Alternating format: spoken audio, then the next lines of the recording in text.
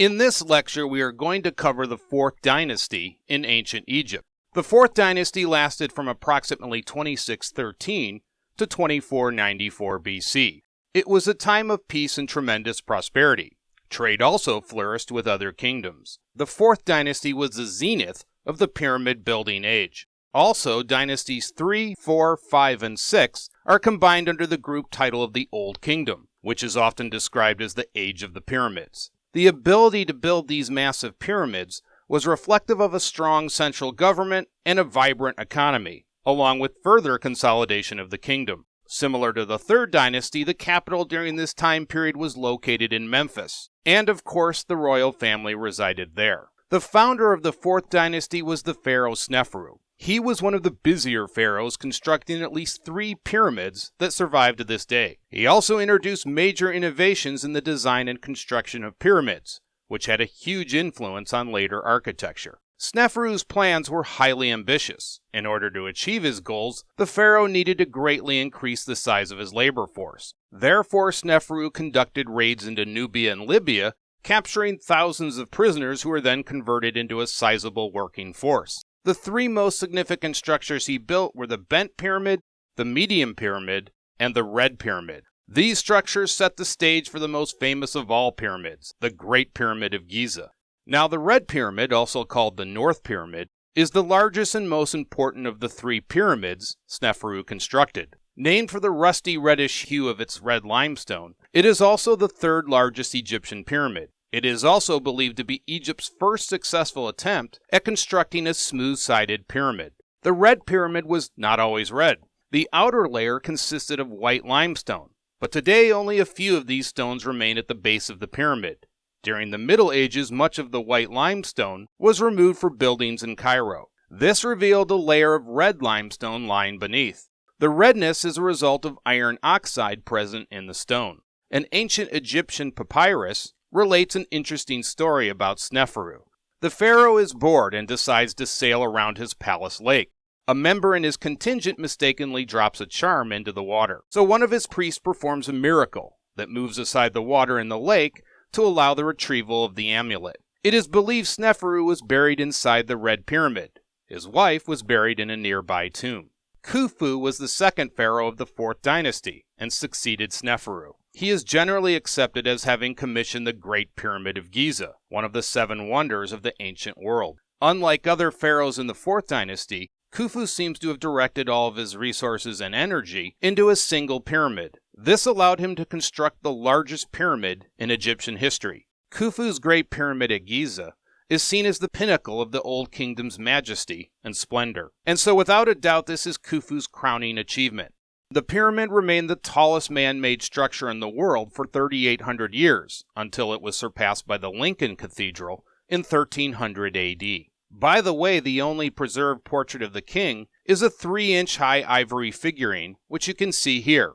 All other reliefs and statues exist only in fragments. A number of recent papyri have been discovered that cover the 27th year of Khufu's reign. These documents describe how the central government dispatched supplies to workers and other people. The letters are addressed to the king himself, and Khufu is addressed by his Horus name. By the way, the pharaoh was often addressed by his Horus name when he was alive. After his death, he was addressed by his birth name. The papyri fragments also show several lists of products delivered to the kingdom. The documents also discuss the harbor and detail a sailing route across the Red Sea. This is the oldest archaeological detected sailing route in ancient Egypt. Maritime trade was economically important to Egypt because ships delivered precious metals such as copper and other ores from the southern tip of the Sinai Peninsula. Another important discovery is the Khufu ship. It is a fully intact vessel from ancient Egypt that was placed into a pit in the Giza Pyramid complex.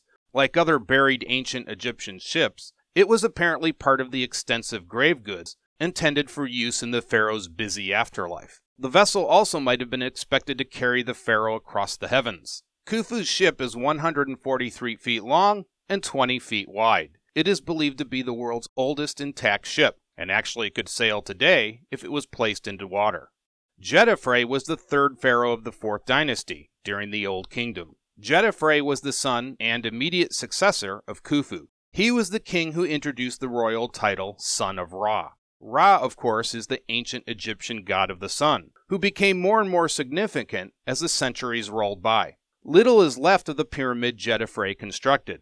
It is believed to have originally been the most beautiful of all pyramids, with an exterior made out of polished granite and limestone. There is evidence the Romans ripped apart the pyramid after they conquered Egypt under Augustus. This gave the Roman emperor a large quantity of building materials for his own construction projects. Khafra ascended to the throne after the death of his brother Djedefre. There is not much known about Khafra, except from the historical reports of Herodotus. Herodotus describes the pharaoh as a cruel and vindictive ruler, though many Egyptologists tend to discount this claim. Khafra is also described as a heretic, because he kept the Egyptian temples closed. Khafra built the second largest pyramid at the Giza Complex. The Egyptian name of the pyramid translates to Khafra is great. Also, the Great Phoenix was likely built for Khafra. It is the famous limestone statue of a reclining sphinx. The sphinx is a mythical creature with the body of a lion and the head of a human. The face of the Great Sphinx is generally believed to represent the pharaoh Khafra. Given the proximity to Khafra's pyramid, it may have been intended as a guardian to the tomb. Archaeological evidence suggests Menkaure was the successor of Khafra. He became famous for his tomb, the Pyramid of Menkaure, at Giza. Menkaure appears to have been far more modest than his predecessors, as the pyramid he built was one of the smallest of the three pyramids at the Giza Complex. Herodotus relates that he suffered terrible misfortune during his reign. His only daughter died before him. In addition, an oracle predicted his reign would last only 6 years, but the pharaoh foiled the prophecy by ruling for 12 years. Shepseskaf was the sixth and last pharaoh of the Fourth Dynasty during the Old Kingdom. He likely reigned 6 to 8 years, but the exact dates of his rule are not clear. Shepseskaf broke with the Fourth Dynasty tradition of constructing large pyramids, and instead constructed a large mastaba for his tomb. It is not clear why he did not start a pyramid for himself.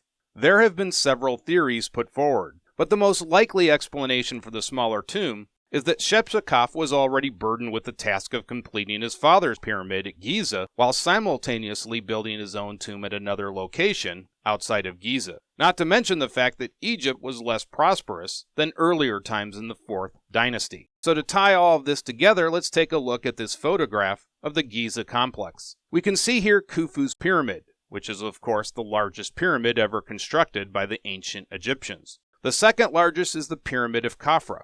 Interestingly, it sits on higher ground, so it appears to be slightly taller than Khufu's pyramid, although it is not. And as I mentioned before, the smallest pyramid built at Giza was commissioned by Menkaure. And here I am on the Giza Plateau. Please don't ask what year this was taken, but you can see my retro clothing, so that ought to give you an idea. And I remember they threw me up on this camel, and they said, "Give me $20, give me $20. And so I got a camel ride around the pyramids. It was pretty surreal. And I remember he took my camera and said, "Here, let me take a photo of you. That's $1, please." But it was all in good fun, and I enjoyed it. Now, I remember taking this photograph right under the Great Pyramid of Giza. So I got right under it. I think I was almost lying down at this point, took this photo. But you get an idea of just how tall this structure really is. And here's the cruise ship that I was on. It was a 2-week trip around the Mediterranean. I went to Greece, and that's where my main base was. I spent most of my time in Greece that summer. I was actually over there for a month. It was a tremendous trip, and then I took a 2-week cruise as well. So again, the ship was out of Greece, and it was a great time. And I remember at one point the ship came to a grinding halt, and I was like, what is going on here? Well, they were rescuing a boat in distress. That's always nice to see. So that was kind of a cool little diversion, but it's always nice to see that they'll rescue boats in distress. And I was in my teens during this trip, and I remember I made several friends on the voyage. There were like 9 or 10 of us that were hanging out at these different sites every time we made port. But back in those days, there was no drinking age, so we got a little bit tipsy, and we threw over one of the chairs, I think one of those white chairs. And one of the deckhands, I don't think he actually saw us throwing it over, who did it, but I think he just saw the chair going over. So he ran all the way down and said, "The captain wants to see you right now." And so he's leading us to the captain's quarters, and I was absolutely terrified. I thought, oh my gosh, my mom and dad are going to kill me. So we got in there, and he asked, "Who did this?" And I remember we all sort of had the code of silence. I think there were 9 or 10 of us. Nobody said a word. So he lectured us for a few minutes and then let us go. No big deal. But the next day, a couple of us went back up to the bridge and apologized to the captain directly. I think we felt bad about it. And they were kind of laughing about it. They didn't really care. But we got to see the bridge. I remember it was really cool. They showed us all the instruments and the navigational equipment. It was pretty cool. But the trip was really awesome. We sailed around the Mediterranean for 2 weeks. I got to see Greece and several of the Greek islands, Mykonos, Crete. And I also got to see Turkey, Israel, and Egypt, as you know, so it was just a great trip. And if you ever get the chance, I highly recommend it. Well, as always, thanks for watching.